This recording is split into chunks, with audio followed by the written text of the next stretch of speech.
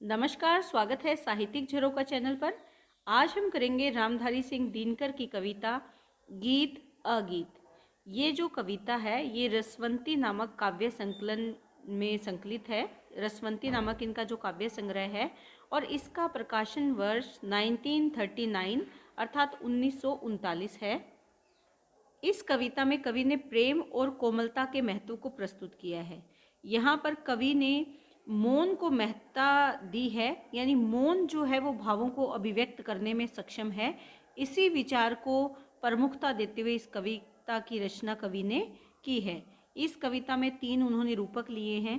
पहला जो रूपक है वो सरिता यानी नदी और गुलाब का है। दूसरा है शुक जो कि मुखुर है, शुक अर्थात तोता, मुखुर है, मुखुर यानी वाचाल है, बोलने वाला है। और शुकी यानी जो तोती है, जो मादा तोता है वो मौन है। इसके साथ साथ एक तीसरा जो यहाँ पर रूपक है वो एक प्रेमी और प्रेमिका को आधार बनाकर लिया है। तो आइए देखते हैं कि कवि इसमें किस प्रकार के भावों को गूंथ कर ये कविता उन्होंने लिखी है। विस्तार से इसकी व्याख्या करते हैं। देखिए यहाँ पर कवि कहते हैं कि गीत अगीत कौन सुंदर है। सबसे पहले वो प्रश्न ही कर रहे हैं कवि यहाँ पर। इससे पहले आप इसका प्रसंग बना सकते हैं, वो आप ध्यान में रखेंगे कि ये हमारी पाठ्य पुस्तक जो अभिनव काव्य गरिमा है उसमें ये संकलित कविता है। गीत अगीत कविता का नाम है और इसके रचयिता महान कवि रामधारी सिंह दिनकर है।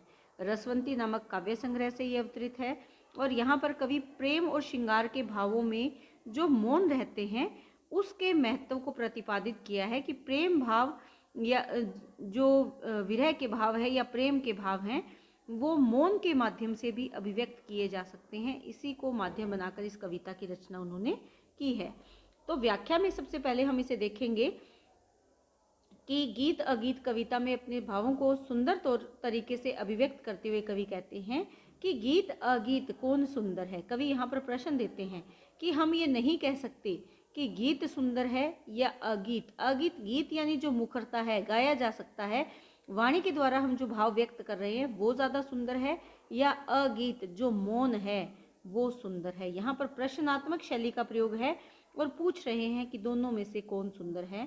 गाकर गीत विरह के तटनी, तटनी अर्थात नदी, जो नदी है वो विरह के गीत गाती है और वेगवती बहती जाती है और तेज गति से वो बहती हुई चली जाती है।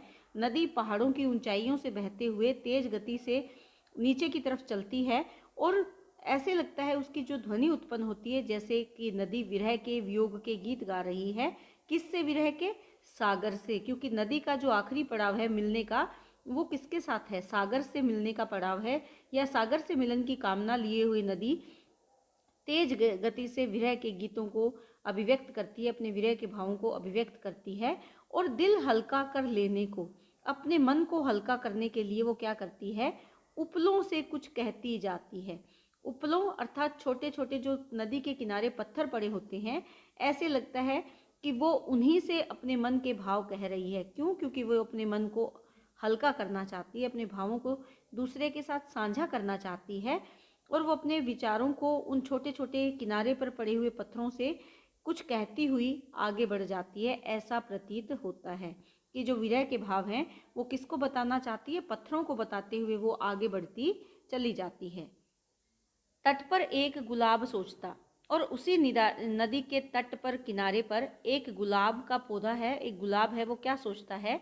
देते स्वर यदि मुझे विधाता, विधाता यानी ईश्वर परमात्मा भी अगर मुझे स्वर देते, जैसे नदी को स्वर दिया है वैसा स्वर मुझे भी दे देते, अपने पतझर के सपनों का मैं भी जग को गीत सुनाता।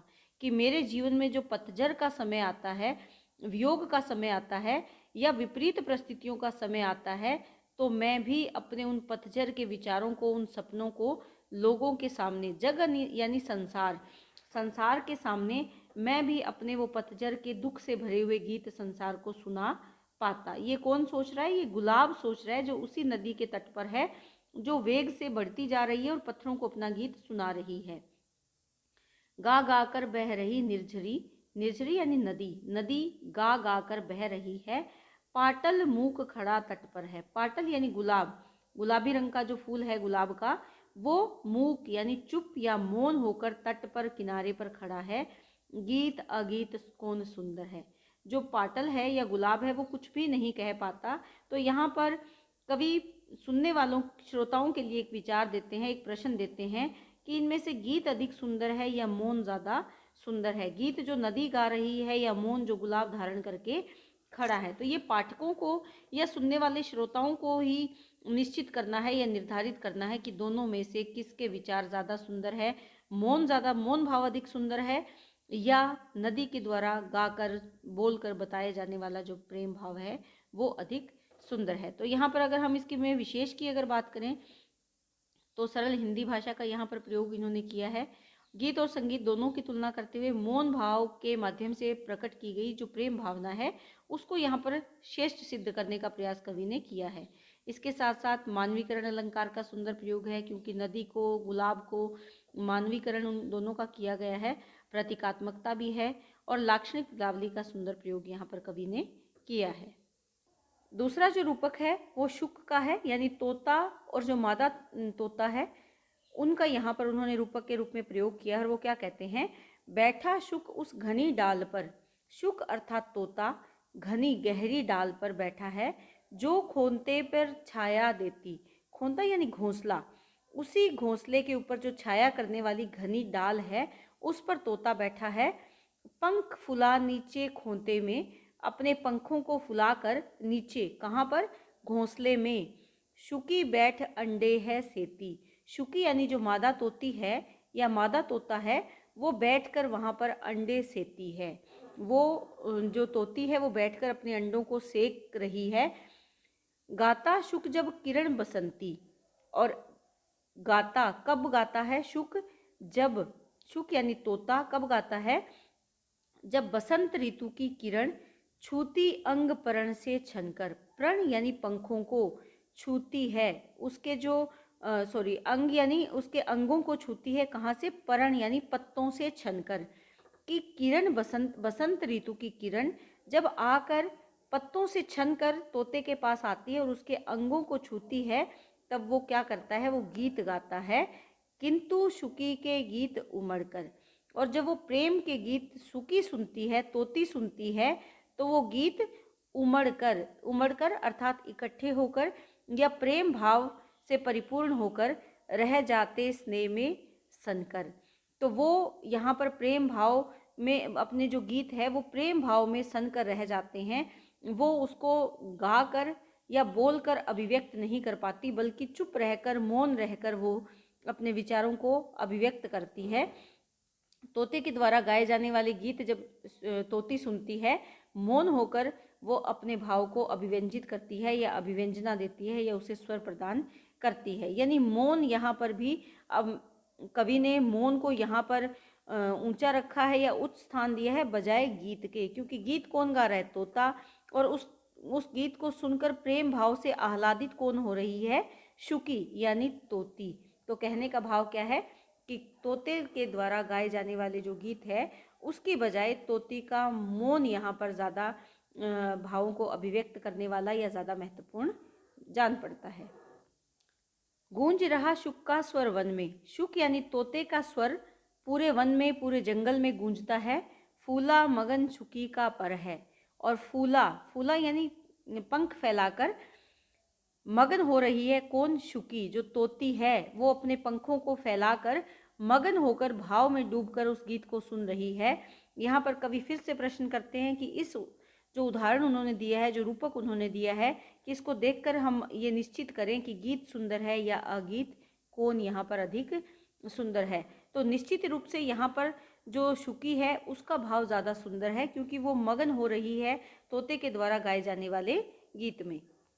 दो प्रेमी हैं यहाँ एक जब, बड़े सांझ आहला गाता है। कि दो प्रेमी है और एक जो प्रेमी है वो सांझ यानी संध्या के समय आहला राग गाता है। प्रेम भाव से परिपूर्ण होकर प्रेम भाव को अभिव्यक्त करने के लिए, अपनी प्रेमिका को सुनाने के लिए जब वो आहला गीत गाता है, पहला स्वर उसकी राधा को। तो पहला स्वर जब उसकी राधा यानी वो प्रेमिका जब उसके पहले स्वर को सुनती है तो घर से यहाँ खींच लाता है, और वो उस पहले स्वर के साथ ही खिंची हुई चली आती है। चोरी चोरी खड़ी नीम की छाया में छिपकर सुनती है, और वो चोरी चोरी खड़ी हो जाती है कहाँ पर, नीम की छाया में, और छिप कर वहाँ पर क्या करती है, अपने प्रेमी के द्वारा गाए जाने वाले आहला या प्रेम के गीत को वो सुनती है। मन में क्या सोचती है, हुई न क्यों मैं कड़ी गीत की विधना, विधना यानी विधाता, विधाता से ये प्रश्न करती है कि हुई न क्यों मैं क्यों नहीं बनी इस गीत की एक कड़ी, कि मैं इस गीत का एक अंग, एक भाग, एक कड़ी यहाँ पर क्यों नहीं बन पाई। और ऐसा वो मन में गुनती है, मन में वो विचार करती है। ये भाव कब आता है, जब वो मौन होकर मधुर भाव से गाए जाने वाले प्रेम के गीत को सुनती है, और चुपचाप मौन होकर उसको सुनते सुनते उसके मन में क्या विचार आता है कि मैं इसकी कड़ी क्यों नहीं बनी, इस गीत का अंग मैं क्यों नहीं बन पाई। वह गाता पर किसी वेग से फूल रहा इसका अंतर है। वह यहाँ पर कौन है, जो प्रेमी है, वो गा रहा है, लेकिन वेग जो भाव हैं वो किसके अंतर यानी हृदय में फूल रहा, किसके, प्रेमिका के, यानी भाव प्रगाढ़ हो रहे हैं, भाव बढ़ रहे हैं, आवेग उत्पन्न हो रहा है किसके मन में, प्रेमिका के मन में। और किसके कारण, प्रेमी द्वारा गाए जाने वाले गीत के कारण। तो यहाँ पर कवि फिर से प्रश्न करते हैं कि गीत अधिक सुंदर है या प्रेमिका का जो मौन भाव से उस गीत को सुनने का जो तरीका है वो अधिक सुंदर है। तो यहाँ पर भी अगर देखें तो कवि के अनुसार, या कवि प्रश्न करते हैं वैसे पाठकों से ये, लेकिन फिर भी यहाँ पर प्रेमिका का मौन भाव जो है वो ही अधिक सुंदर जान पड़ता है। तो ये दिनकर जी की छोटी सी कविता है, लेकिन बहुत ही भावों से परिपूर्ण कविता है। इसमें दिनकर जी ने बताया है कि वाणी के द्वारा भावों को अभिव्यक्त करना ज़्यादा सुंदरता प्रतीत होता है, ज़्यादा सुंदर प्रतीत होता है, या फिर मौन रहकर अपने भावों को अनुभव करना और उन्हें महसूस करना वो अधिक सुंदर है। ये प्रश्न वो पाठकों के लिए छोड़ देते हैं, पढ़ने वाले सुनने वालों के लिए छोड़ देते हैं कि वो ये निश्चित करें कि दोनों में से कौन सुंदर है। तो यहाँ पर महत्व अगर देखा जाए तो मौन को ही दिया गया है कि मौन जो है वो मुखरता से कहीं ज़्यादा अधिक सुंदर है। मौन के माध्यम से हम जिन विचारों को अभिव्यक्त कर सकते हैं वैसा वाणी के माध्यम से भी नहीं किया जा सकता। जो सारी ये कविता लिखी गई है ये सरल हिंदी भाषा में लिखी गई है। इसमें प्रसाद गुण है, मुक्त छंद का सुंदर प्रयोग यहाँ पर हुआ है। और अगर देखें तो भावों के अनुसार शब्दों की अभिव्यक्ति बहुत ही सुंदर तरीके से उन्होंने की है, या शब्द चयन बहुत सुंदर है। अलंकारों का यहाँ पर सुंदर प्रयोग कवि के द्वारा किया गया है। उम्मीद करती हूँ कि कविता आपको बहुत अच्छे से समझ में आई होगी। बहुत बहुत धन्यवाद।